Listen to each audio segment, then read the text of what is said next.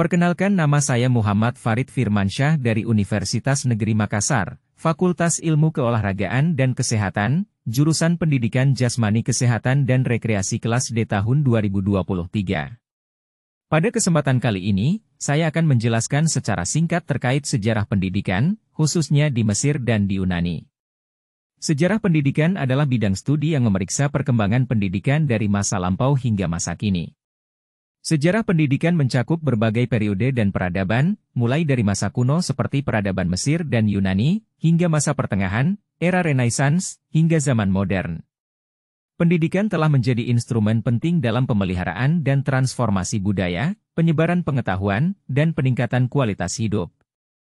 Video pembelajaran ini memberikan gambaran singkat tentang perkembangan sejarah pendidikan, termasuk fase-fase penting seperti revolusi pendidikan di Eropa, peran gereja dalam pendidikan, dan perubahan-perubahan sosial yang memengaruhi sistem pendidikan, seperti gerakan hak sipil dan hak perempuan.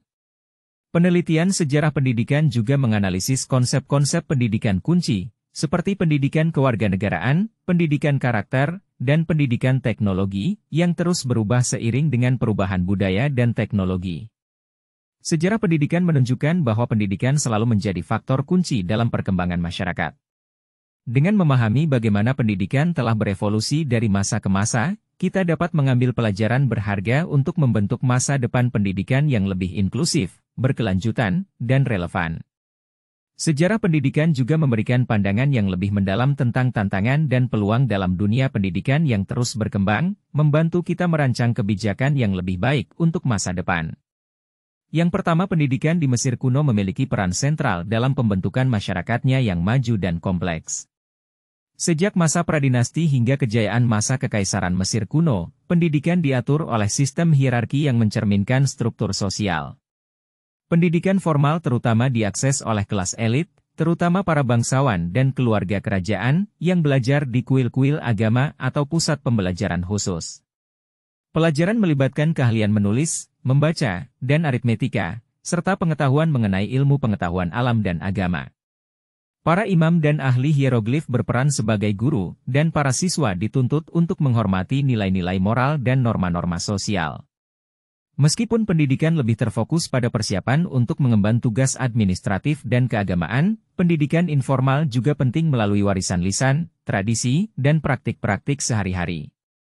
Pendidikan di Mesir kuno menciptakan fondasi intelektual dan spiritual yang memainkan peran penting dalam membentuk peradaban yang penuh warna dan maju secara kultural.